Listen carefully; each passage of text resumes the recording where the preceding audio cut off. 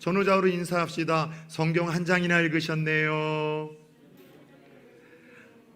기분 좋은 한 주입니다. 하나님의 말씀을 온전히 한 장이나 읽고 시작하는 한 주입니다. 혹시 눈치채셨습니까? 제가 공예배 때 함께 읽는 성경 이 본문은요, 좀 다른 목사님들에 비해서 조금 긴 편입니다. 근데 여기에는 제 목회 철학이 하나 담겨 있어요. 어떤 목회 철학인가 하면 평상시에도 또 성경 읽을 수 있는 또 환경과 여건과 시간이 안 되시는 성도님들이 덜어도 있는 거, 하늘과 땅만이 아니라 목사도 알고 있습니다. 그래서 한 40분 정도 설교가 되어지는데 그 설교 가운데 목사 인간의 말보다는 변함없는 하나님의 말씀을 조금이라도 더 읽는 시간을 가졌으면 몇 초나 되겠습니까마는 그러한 작은 마음과 목회 철학을 담아 좀 성경 봉독이 조금 길다는 거 여러분들이 이해해 주시고 또 같이 마음에 품어주시면 좋을 것 같아요. 혹시 여러분들 중에 드라마나 영화를 보다가 막 그 어떤 장면 때문에 상황 때문에 이가 가슴이 막 쫄깃쫄깃해지는 그런 느낌을 경험해 보신 분들 있으십니까? 드라마나 영화를 보면서 막 심장이 쫄깃쫄깃해지는 거예요. 어떨 때 그렇습니까? 주로 주인공들을 대상으로 해서 어떤 위기 상황에 처했을 때 우리는 그런 심장이 쫄깃쫄깃해지는 느낌을 경험합니다. 사실 드라마나 영화는요, 위기가 클수록 시청자들이 더 몰입을 하고 집중을 하게 되어 있습니다. 그리고 그와 같은 심각한 위기가 딱 해결이 되었을 때 더 큰 감동과 카타르시스를 이 보는 이들에게 안겨주는 법이죠. 다시 말해 위기가 클수록 감동과 도전도 큰 법입니다. 그런데 이는 우리의 인생에서도 마찬가지인 것 같아요. 어느 한 분의 살아온 삶을 볼 때 그냥 우여곡절 없이 평탄하게 살아오신 분들의 이야기를 들어보면은요, 밋밋해요. 그냥 평안하게 문제없이 살아오셨다는 이야기에는요, 그냥 감동도 없습니다. 도전도 없어요. 그런데 어떤 한 분이 살아온 생애를 듣게 되면은요, 남들이 경험할 수 없는 어떤 고난의 종합 선물 세트를 혼자 다 움켜쥐고서 그렇게 힘겹게 살아오신 분들이 있어요. 그렇게 힘겨운 위기와 고난 속에서도 신앙으로 이겨내고 마침내 합력하여 선을 이루시는 하나님의 은혜를 경험한 분들의 이야기는요, 듣는 이들로 인하여 감동이 있고 은혜가 있고 도전이 여러분 주어지는 법 아니겠습니까? 이런 이유 때문에 하나님은 때때로 우리 인생에 더 큰 감동과 도전을 주시기 위하여 위기의 시간을 허용하기도 하시는 분이라는 거죠. 흥미로운 것은 오늘 함께 읽었던 본문에 정확히 그런 이야기가 등장을 합니다. 자, 지난주 말씀 기억하십니까? 하나님께서 포로이자 고아였었던, 그래서 도저히 가능성이 없었던 한 여인을 세상의 그 근동 지방의 가장 큰 나라 페르시아의 새 왕비로 하나님이 세우셨습니다. 에스더라는 이 한 여인은 포로였죠. 고아였죠. 그럼에도 불구하고 그 불가능한 그 상황을 깨트리고 하나님이 새 왕비로 세우셨어요. 그래서 지난주 그와 같은 사건을 통해서 우리 고사성어 하나를 함께 가슴에 새겼죠. 다시 한번 따라서 해볼까요? 운기칠삼. 하나님께서 도와주셔야 되고 하늘이 때와 상황과 만남을 주셔야지만 한 사람이 계획하고 뜻한 바가 결국 아름답게 열매 맺게 되고 한 사람의 생애에 가장 좋은 것이 주어지는 법이라고 이야기를 하셔서 우리의 노력과 성실함도 필요하지만 누가 도와야 된다고요? 결국은 하나님이 도우셔야 돼요. 제가 청년 사역을 하면서 이 운기칠삼이라는 걸 더 확신하는 이유가 그런 이유가 있습니다. 고시를 준비하는 많은 친구들이 있어요. 근데 어떤 친구들은 될 듯 하면서 1차는 되는데 자꾸 2차에서 안 돼서 결국 여러분들 중도에 포기하는 친구들이 있는가 하면 어떤 친구들은 첫 번째 도전을 하며 자기도 기대하지 않았어요. 첫 해 도전은 경험 삼아 해보겠다고 했는데 첫 해에 그렇게 하나님께서 붙여주시는 걸 보면서 아하, 자기의 노력과 실력도 중요하지만 하나님께서 열어주셔야 되고 하나님께서 기회를 주셔야지만 가능하다는 운기칠삼의 이야기를 저는 더 가슴에 새기고 확신하는 바입니다. 여러분, 흥미로운 것은 그렇게 에스더가 왕비가 된 후에 이후에 있었던 아주 중대한 사건 하나가 이제 에스더서 2장 후반부에 기록이 되어집니다. 어떤 사건인가 하면 에스더가 왕비가 된 후에 왕을 암살하려고 하는 궁중에 거대한 음모가 하나 있었습니다. 빅단과 베레스라는 내시들이 왕을 암살하려고 하는 음모를 세웠는데, 다행히도 이 왕궁의 문지기였었던 모르드게, 이 에스더의 사촌 오빠이자 양아버지로서 에스더서의 중요한 또 다른 주인공이라고 할 수 있는 모르드게가 그들의 음모를 알게 된 것입니다. 재빨리 모르드게는 왕비 에스더에게 이 사실을 알렸고요, 또 왕비는 왕에게 알려서 왕을 암살하려고 하는 거대한 음모는 그렇게 물거품으로 사라지게 됩니다. 자, 이쯤 되면은 영모에서 왕을 구한 에스더는 무엇이 되어야 됩니까? 당연 영웅이 되어야 되죠. 그리고 그에 마땅한 보상을 받아야 되는데, 에스더서 3장을 보면은요, 아무런 보상도 받지 못한 채 그냥 이 사건이 궁중일기에 기록이 돼서 창고에 던져질 뿐입니다. 모르드게의 영웅적인 사건이 그렇게 잊혀진 채 에스더 3장은 시작이 되는데, 유대 민족의 대적자라고 일컫는 하만의 이야기가 이제 등장을 하고 있습니다. 자, 하만이라는 사람, 유대인들의 대적자, 하나님 나라를 대적하는 사탄의 어떤 대표성을 갖는 인물인데요, 상당히 처세술과 지략이 뛰어났던 인물입니다. 그 당시 아수에로 왕 다음으로 페르시아에서 권력과 또 위치에서 2인자였었던 사람이죠.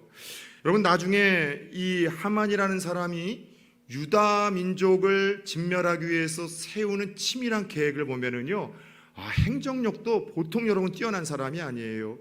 이 사람의 캐릭터를 가만히 보면 상당히 잔인해요.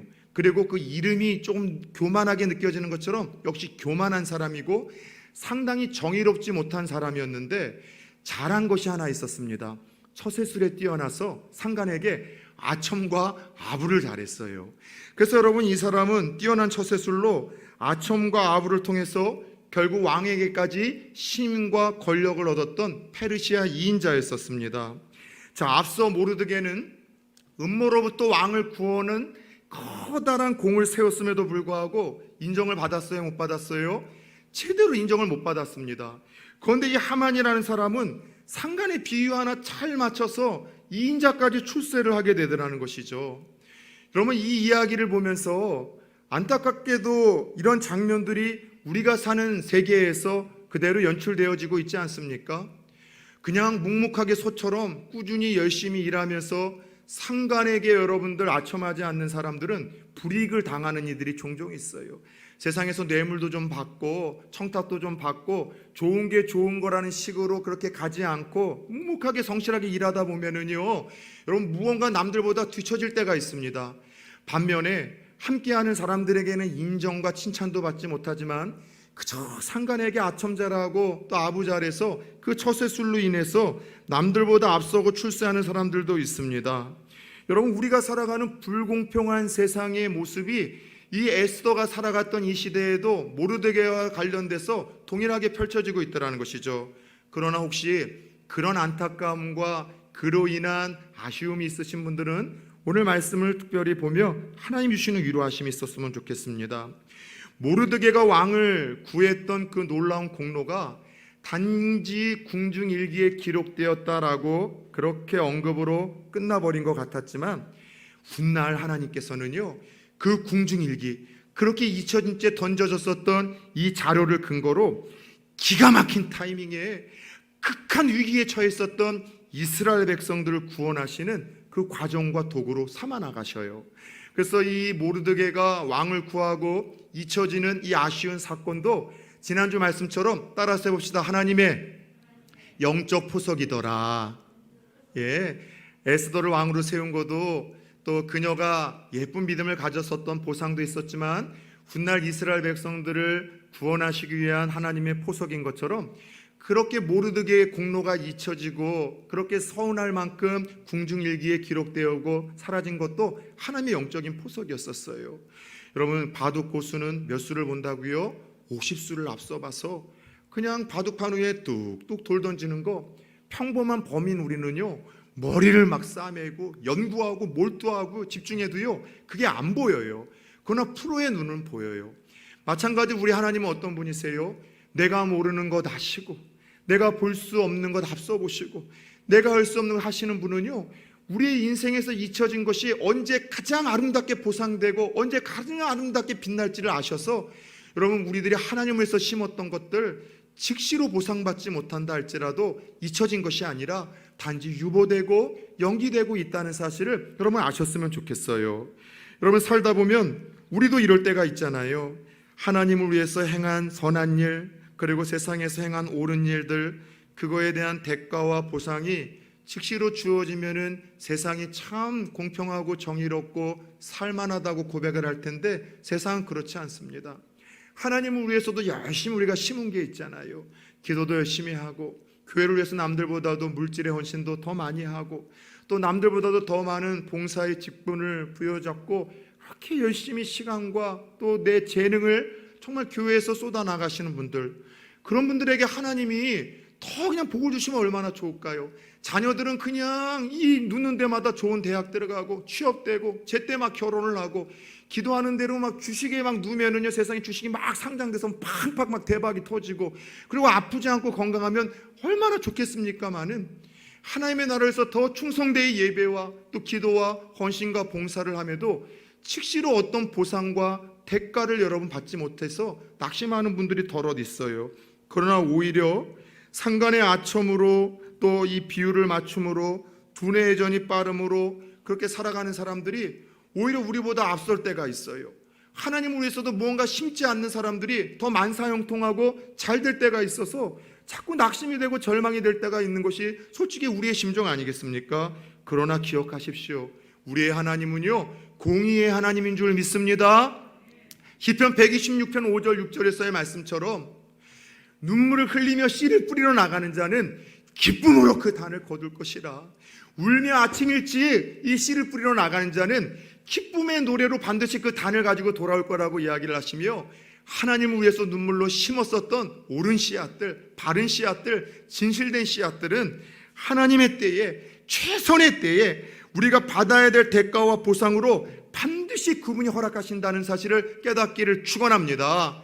따라서 하나님의 나라를 위해서 심은 것, 우리가 세상을 위해서 정직하고 의롭게 빛과 소금의 삶으로 심었던 모든 것들은 사라지는 것이 아니라, 모르드게처럼 잊혀지는 것이 아니라 단지 최선의 때를 위하여 유보되고 연기되어 하나님은 우리들에게 훗날 허락하실 것이고, 우리 세대가 받지 못한다면 우리 자녀 세대들에게 허락하실 것이고, 우리 자녀 세대들과 이 땅에서 받지 못한다면 하나님 나라에서도 하나 따라 떨어짐 없이 반드시 보상하시고 대가로 지불하신다는 사실을 깨닫기를 축원합니다.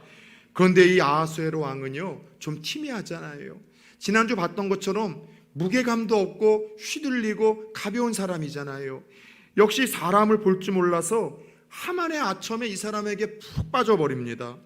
얼마나 그를 신임을 하고 좋아했는지 왕에게만 하는 예우를 이 하만에게 하도록 모든 백성에게 선포를 한 거예요. 그게 뭐냐? 이 하만이 왕궁에 오고 갈 때에는 그 앞에서 왕에게 하는 것처럼 엎드려 절하고 경배하라는 명령을 내린 겁니다. 그렇게 모든 이들이 이인자 하만을 두려워하고 가까워지고 싶어서 절하며 경배를 하는데, 문제는 끝끝내 절하지 않는 한 사람이 있었어요. 그 사람이 누굽니까? 에스더의 사촌 오빠, 이 에스더서의 또 다른 주인공 모르드게였었습니다. 자, 상관에게 아랫사람이 인사하는 것, 이게 당연한 예의 아닌가 싶겠지만은요, 이건 좀 예의와 다른 문제인 것 같아요.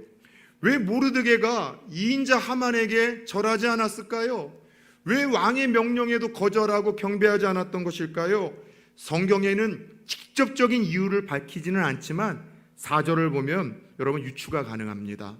오늘 본문 4절을 한번 읽어볼까요? 시작. 날마다 권하되 모르드게가 듣지 아니하고 자기는 유다인임을 알렸더니. 아멘. 자, 모르드게가 절하지 않자 같이 이제 그 문지기였었던 동료들이 자꾸 모르드게를 자꾸 이제 권면했던 것 같습니다. 왕의 명령인데 너 어쩌려고 그러냐? 이인자의 눈 밖에 나서 너 무슨 나중에 봉변을 당하려고 그러냐? 그래서 날마다 절하라고 권했지만 모르드게는 날마다 그 권함에 거절을 하며 오히려 뭘 해요? 거룩한 커밍아웃을 해요. 자기가 무엇이라고요? 유다인이라는 신분과 정체성을 오히려 선포를 하고 있습니다. 여러분, 상식적으로 하나 요거 분별하세요. 성경을 보면은 이스라엘 백성들을 어떤 곳에서는 유다인이라고 표현하고 어떤 데서는 유대인이라고 표현하는데 이게 무슨 차이일까요? 유다인으로 표현하는 것은 히브리식 표현이에요. 이스라엘식. 유대인이라고 표현하는 것은 헬라식 표현인데 똑같은 겁니다. 발음상의 차이예요. 이런 상식도 좀 알면은 부산청교 성도님들은 어디 가서는 유식하다는 얘기 들을 거예요. 자, 끊임없이 거절할 뿐만이 아니라 자기가 무엇이라고 여러분 커밍아웃을 해요? 유다인이라고 신분과 정체성을 날마다 알렸다는 거예요. 이 이야기를 통해서 이 모르드게가 하만에게 절하지 않은 이유는요, 민족적인 정서의 문제가 있었었고 또 하나는 종교적인 문제가 있었어요. 첫 번째 민족적인 정서는 어떤 문제인가 하면은요, 이 모르드게가 이스라엘의 특별히 이 사울왕의 왕족 후손이었다는 것을 그를 소개할 때마다 조금 이렇게 구체적으로 기록했다고 했잖아요. 그죠? 그런데 모르드게는 악한 자였음에도 불구하고 그의 족보에 대해서 역시 성경에서 조금 집중해서 구체적으로 소개를 하고 있어요. 한마디로 어디 사람인가 하면 아각 사람이라고 이야기를 합니다. 아각이 누군지 아세요?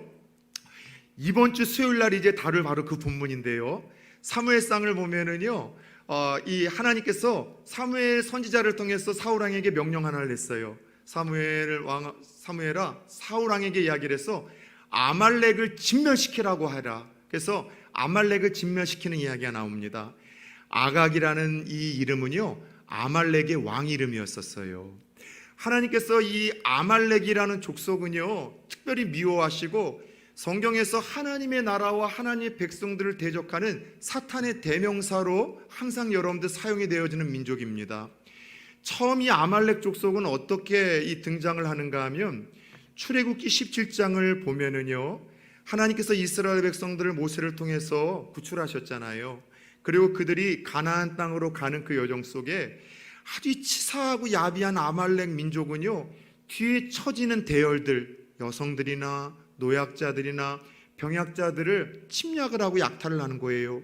나중에 그것도 성에 차지 않아서 이스라엘을 완전히 진멸하겠다 싶어서 처음으로 출애굽한 이스라엘 백성들과 전면전을 선포한 민족이 아말렉 족속입니다. 다행히 하나님이 모세와 여호수아, 아론과 훌을 통해서 위에서 기도함으로 여호수아는 필드에서 싸움으로 승리케 하시며 이 출애굽기 17장 16절에 보면 이런 선언을 하셨어요. 이 아말렉과 이 전쟁을 기념하라. 여호와께서 내가 맹세하노니 나 여호와가 아말렉과 대대로 싸우리라.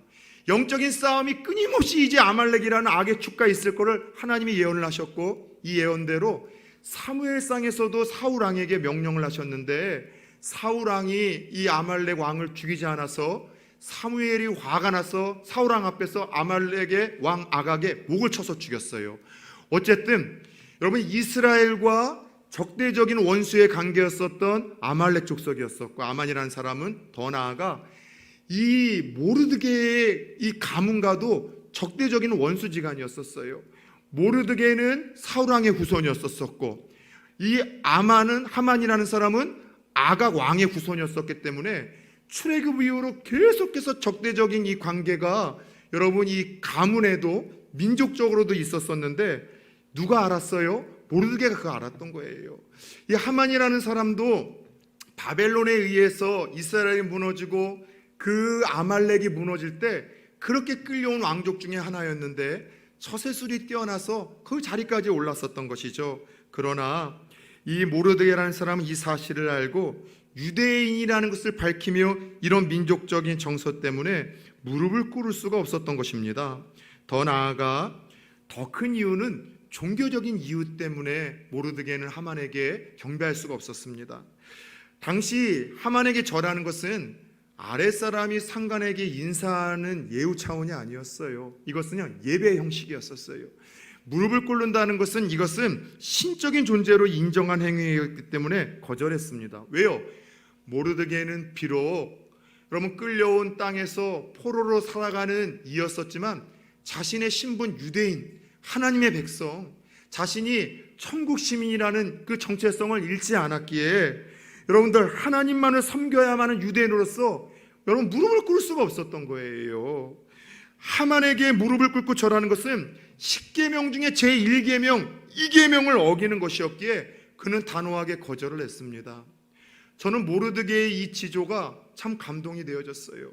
비록 흩어진 곳에서 여러분 유대인으로 살아가고 있지만 자신의 신분과 정체성을 잃지 않고 넘지 말아야 될 선을 넘지 않는 그의 지조가 오늘 한국교회 성도님들에게 주어지면 얼마나 좋을까요? 코로나로 때문에 예배를 드릴 수 없지만 흩어진 곳에 있지만 내가 부산초원교회 가족이라는 사실을 잊지 말고 더 나아가 하늘나라의 천국 시민이라는 거 잊지 말고 교회가 욕을 먹고 목사가 비난을 받고 성도가 여러분 세상으로부터 손가락질을 받고 있는 이 시각 속에서도 흩어진 곳에서 있지만 내가 그럼에도 성도이고 예수 믿는 사람이고 하나님의 백성이라는 사실을 잊지 말고 넘어야 될 영적인 선은 넘지 않는 지조를 갖는 우리 성도님들이 되어줄 수 있기를 예수 그리스도의 이름으로 축원합니다.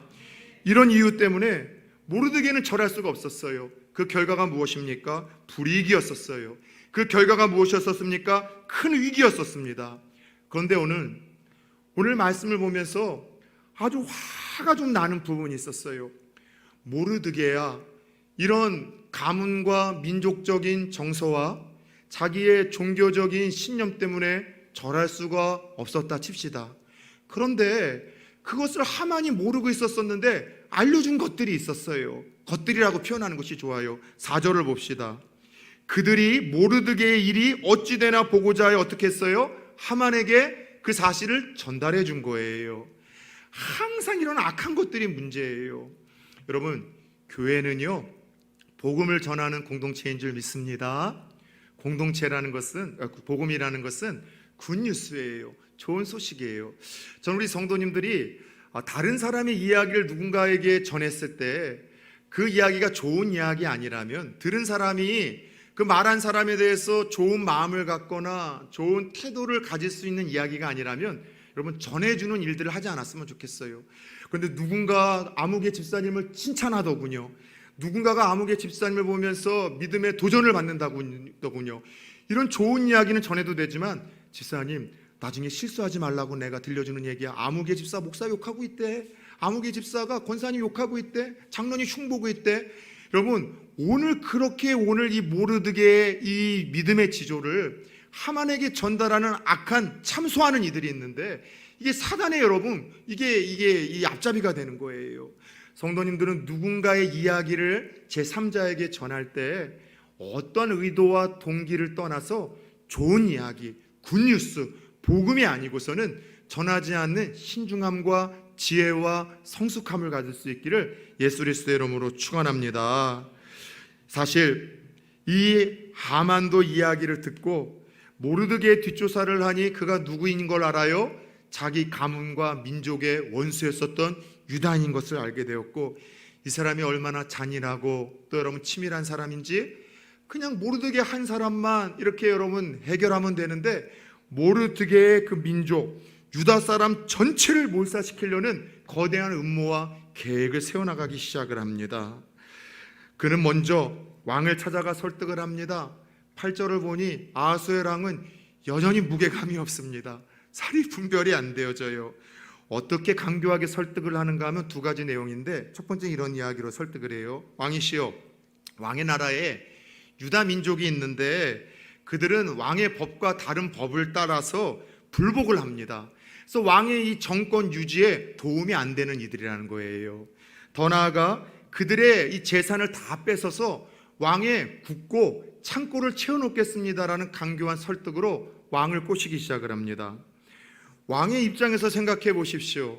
당연히 반역자가 없는 자기의 정권을 유지할 수 있는 여러분 이를 위해서 걸림돌이 되는 세력이라면은 제거하는 것이 인지상정 아니겠습니까? 마치 역사 속에서 공산당이 여러분들 한 정부를 지배했을 때 첫 번째 숙청 대상은 항상 교회였었습니다. 왜냐하면 공산주의라는 그 이념과 정권을 이어가는데 걸림돌이 되는 것들은 항상 교회거든요. 목사하고 성도이거든요. 그래서 공산주의가 여러분들 정권을 잡았을 때 첫 번째 항상 탄압과 여러분 어떠한 이 척결의 대상은 교회와 예수 믿는 사람들이었었습니다. 역으로 여러분 지금 유다인들이 왕의 그 정권에 걸림돌이 된다고 하니까는 왕의 입장에서는 지금 이 문제 해결해야 되는 것 아니겠습니까? 게다가 그들의 재산을 뺏어서 어떻게 하겠대요? 다른 것이 아니라 왕의 국고로 채워주겠다니 왕의 입장에서는 솔깃해서 자기 반지까지 빼가지고 실행하라고 정권을 다 맡기는 거예요. 실제로 2차 세계대전에서도 그 히틀러가 유대인들을 심하게 학대하고 학살했던 이유는요, 첫 번째, 어렸을 때 유대인들을 통해서 받았던 상처로 미움이 있었고요. 두 번째는 유대인들의 그 막강한 재산 때문에 유대인들을 학살했다는 실제적인 여러 연구 자료가 있습니다. 지금 아하수에로 왕이 이 이야기에 강교한 설득해서 넘어간 거예요. 그래서 결국 하만은 12개월 후에 페르시아 땅에 남아있는 모든 유대인들을 한날 한시에 죽이기로 계획을 하고 음모를 꾸며서 조서를 꾸려 그것을 이제 모든 곳에 이제 그렇게 퍼지고 그날만 기다리고 있습니다. 그리고 오늘 3장 마지막 15절을 보니 이런 음모가 진행되고 있을 때 하만과 왕은 즐거워합니다. 모든 음모가 순조롭게 진행이 되고 있었으니. 그러나 수산성은 어지럽더라, 이 말로 유대인들이 얼마나 깊은 좌절과 절망을 했는지를 담고 있습니다. 도저히 승산이 없는 싸움이기에 1년 뒤에는 죽을 수밖에 없는 도살량이 되어진 지금 처지이거든요. 게다가 이런 위기 속에서 하나님은 무엇하세요? 여전히 침묵하시고 하나님은 여전히 무능력해 보이기에 그들은 이 상황 속에서 이 소식을 듣고 깊은 절망과 좌절 가운데 주저앉았다는 위기의 이야기가 오늘 함께 읽었던 이 에스더 3장의 전체 스토리예요. 사랑하는 여러분, 오늘 이 스토리를 통해서 우리들에게 주시는 메시지가 뭘까요? 첫 번째는 여러분, 우리의 이 살아가는 이 시대에도 이 영적인 싸움은 여전히 진행된다는 사실을 하나님이 우리들에게 들려주고 싶으셨던 거예요.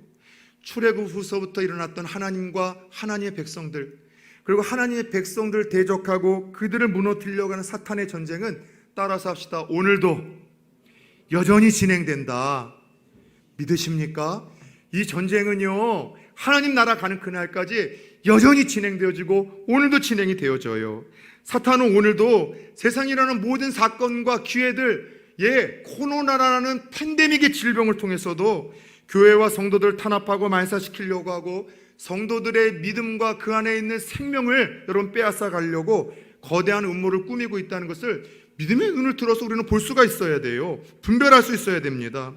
사탄은 오늘 이 시대에도 마치 모르드게에게 하만이 그랬던 것처럼, 그 시대의 하만을 통해서 모든 유대인들에게 여러분 그렇게 요구했던 것처럼 끊임없이 우리들에게 세상을 향해서 절하라고 요구를 해요. 날마다 권했다는 것처럼 날마다 유혹하고 날마다 공격하고 날마다 우리의 신앙을 흔들고 날마다 우리를 붙들고 잡아 흔들기 시작을 합니다. 그리고 세상을 향해서 무릎을 꿇으래요. 타협하래요. 때로는 적절하게 선도 넘어야지 손해가 없고 불이익이 없고 어려움이 없을 거라고 그렇게 요구를 하고 있습니다. 이런 세상 구조 속에서 거절을 하면 예수 믿는 사람들은 미움당합니다. 불이익을 당합니다. 그리고 교회와 성도는 이런 세상 속에서 미움과 핍박 속에서 그 침묵하고 계시는 하나님 앞에서 분통이 터집니다. 하나님이 너무나 무능력해 보여요. 하나님이 너무나 이 세상에 관심이 없는 것처럼 보일 때가 있습니다. 여러분, 이런 상황 속에서 하나님은 너무나 무능력해 보이고 예수를 믿고 하나님의 말씀을 붙들고 지조 있게 살아가는 데는 손해가 있고 핍박이 있고 세상에 여러분 미움이 더 가득한 이 시대 속에서 살아가는 우리들은 어떻게 살아가야 될까요? 오늘 모르드게는 날마다 유혹을 하는, 순종하지 아니하면, 복종하지 아니하면 정말로 큰 손해와 불이익이 있다라는 그 협박 속에서도, 그 날마다 유혹 속에서도 무엇합니까? 첫 번째, 자신의 신분과 정체성을 여러분 선포합니다. 저와 여러분의 믿음의 자세가 그랬으면 좋겠어요. 교회가 욕을 먹고 있고 여러분들 예수 믿는 사람들의 권위가 땅에 짓밟혀 있는 시국 속에서 우리는 어느 때보다도 내가 하늘나라 백성, 천국 백성, 하나님의 자녀라는 사실을 밝히는 것이 더 움츠려들고 소심해지고 더 힘들어지는 시대 속에서 살고 있습니다. 왜요? 그거 밝혔다가는요, 우리가 더 많은 핍박과 비난의 대상이 될 거를 알고 있기 때문이죠. 그런데 그거는요, 어떤 상황 속에서 쉽게 흔들릴 수 있는 그 유혹의 자리로 우리를 내모는 거예요. 여러분, 그럼에도 불구하고 먼저 내가 하나님의 자녀라는 사실을 선포하십시오. 천국 시민이라는 사실을, 정체성을 기억하십시오. 나는 하늘나라 백성이다. 천국 시민이다. 잠시 잠깐 스쳐 지나갈 이 땅에서 영원히 거할 수 없고 영원히 하나님 나라에서 하나님과 함께 거해야 될 하늘나라 백성이요, 천국 시민이요, 하나님의 자녀라는 저와 여러분의 정체성을 그 어느 때보다도 확신합시다. 그 어느 때보다도 선포합시다. 따라서 나는 천국 백성입니다. 하늘나라 시민입니다. 하늘나라 자녀입니다. 거룩한 커밍아웃을 통해서 예수 믿는 사람들이 수도 없이 욕을 먹는 상황 속에서도 나 한 사람은 다르다는 거룩한 부담감을, 거룩한 커밍아웃을 가지며 더 성실하게 사십시오. 더 정직하게 말하십시오. 더 열심히 일하십시오. 더 아름답게 행하십시오. 빛과 소금의 사명을 감당하십시오. 그럴 때 여러분, 거룩한 커밍아웃을 통해서 무너진 하나님의 영광이 다시 회복될 것이요, 끊임없이 우리를 흔들려고 하는 사탄의 거대한 음모와 유혹과 공격 속에서도 우리의 믿음과 신앙을 지키는 가장 아름다운 지름길, 첩경이 될 수 있다는 사실을 깨닫기를 축원합니다. 더 나아가 끊임없이 전쟁이 이루어져서 우리의 믿음을 흔들고 신앙을 흔들고 타협하라 이야기하는 이 상황 속에서 우리가 할 것은요, 우리의 신분과 정체성을 선포할 뿐만이 아니라 역사의 주인 되시는 하나님 바라보시는 거예요. 역사의 주인 되신 하나님은 저와 여러분의 인생의 주인 되신 하나님이신데, 저와 여러분의 위기 속에서도 하나님이 일하고 계심을 바라봐야 됩니다. 먼 옛날 한 수상궁이라는 왕의 잔치에서 일하셨던 그 하나님, 오늘 내 삶에서 더불어 일하고 계세요. 먼 훗날 예전에 과거에 한 왕비를 세워가는 간택에서 일하셨던 하나님은 오늘 내가 끊임없이 선택하고 결정하는 이 상황 속에서도 나와 여전히 함께 하시는 분이세요. 이전 먼 수산 그 옛날에 하나님의 백성들의 위기 속에서 함께 하셨던 하나님은 여전히 오늘 우리가 살아가는 이 시대 속에서 우리가 경험하는 고난과 위기 속에서도 동일하게 살아계시고 동일하게 역사하시고 동일하게 일하시고 여전히 함께 하신다는 이 사실을 한시도 잊지 않으셨으면 좋겠어요.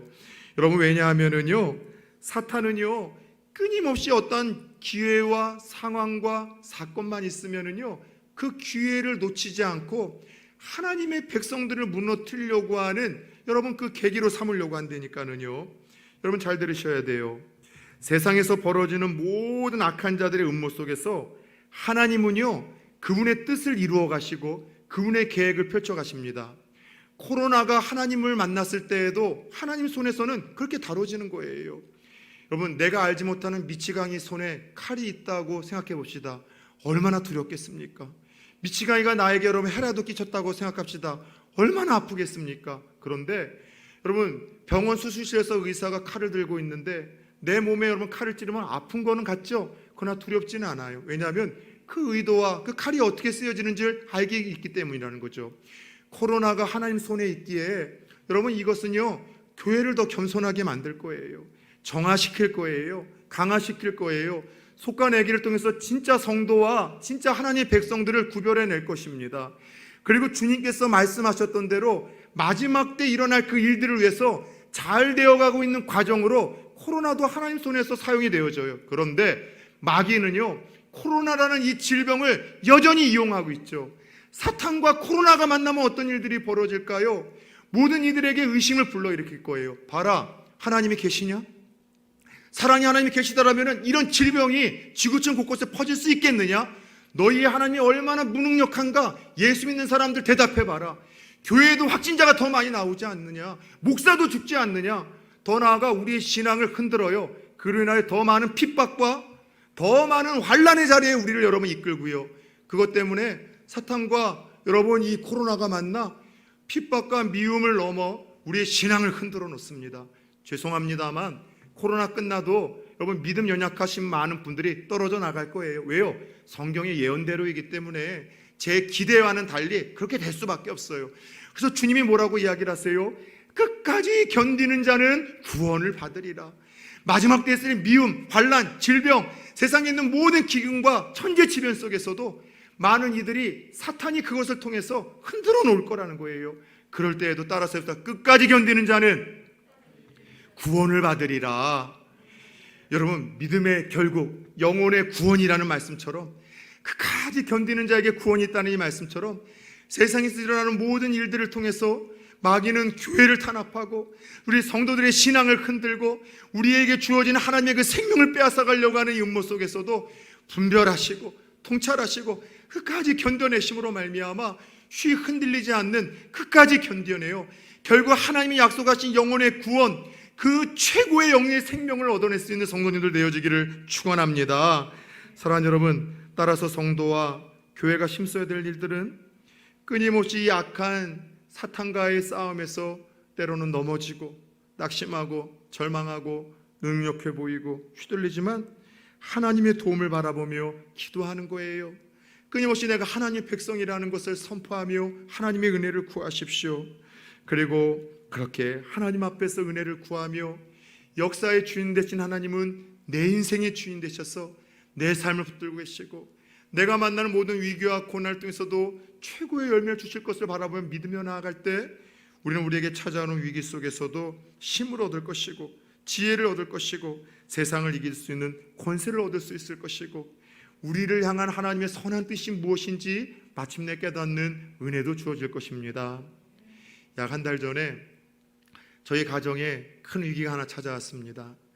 작년 여름에 이제 저희 어머니가 치매가 너무 심해지셨고 형님 형수님 내가 어머님 정말 인지 능력이 다 떨어져서 이렇게 심해질 때까지도 끝까지 모시고 싶을 때까지는 모시고 싶다고 해서 하다가 오히려 저희 5 형제가 우리 형님 형수님 정말 수고하셨다고, 또 우리 어머니가 갑자기 또 밖에 나가셨다가 막 119를 통해서 찾게 되는 해프닝이 있어서 요양병원에 모시는 것이 오히려 어머니에게 더 유익이 될 수 있겠다 싶어서 그렇게 어머님을 요양병원으로 모셨죠.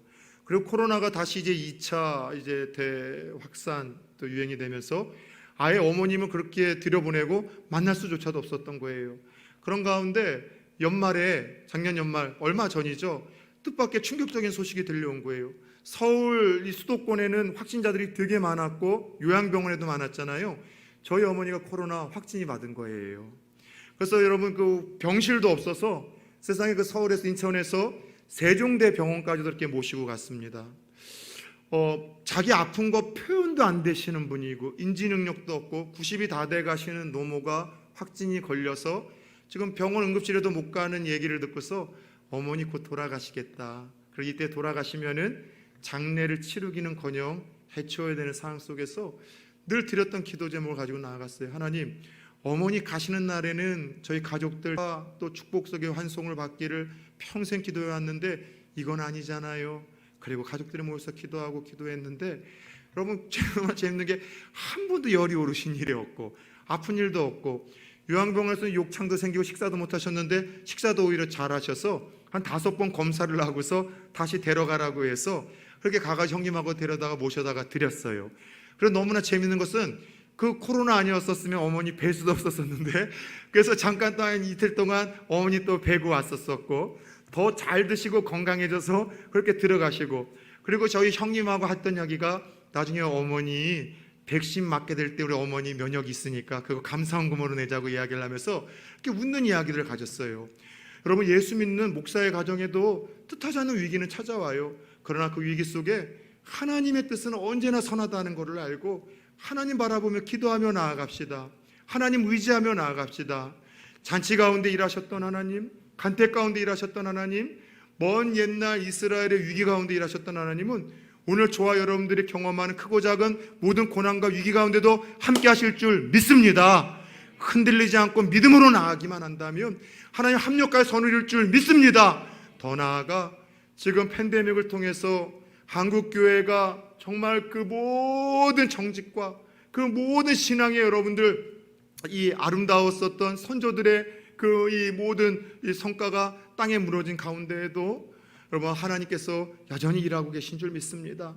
하나님과 코로나가 만나 하나님이 붙들고 계시기에 마귀가 역사한데도 그 너머에서 하나님이 허용하시고 하나님이 관리하시는 거기에 결국은 교회는 더 정화되고 강화되고 성화되고 하나님의 뜻을 이뤄가는 진정한 공동체가 될 것인데 부산초원교회와 성도님들이 그 가운데 흔들리지 아니하고 믿음의 승리를 할 수 있기를 끝으로 다시 한번 예수 그리스도의 이름으로 축원합니다.